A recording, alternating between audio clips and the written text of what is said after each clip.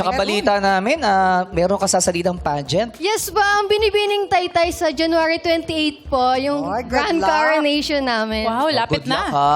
Yes, Good luck thank you sa'yo. so much po. O parang matagal ka na nagpa-pageant, no?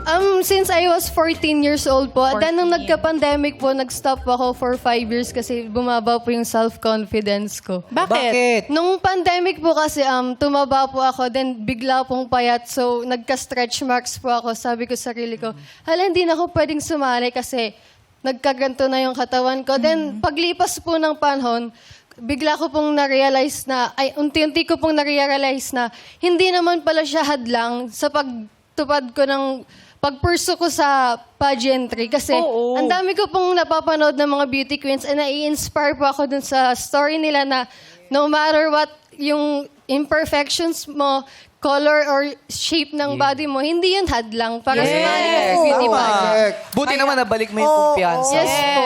At saka, Thank you dahil dumating ka today, di ba? Thank you At po. nabuo yung fear na yun. at lahat tayo may iba-ibang klaseng imperfections. Yes, and may kanya-kanya din po tayong uniqueness. Yes. Si MC nga, sumasali pa na ng competition, naka two-piece yan kahit di ba? Hindi siya naiilang. Dati. Minsan two-piece, minsan isang bake.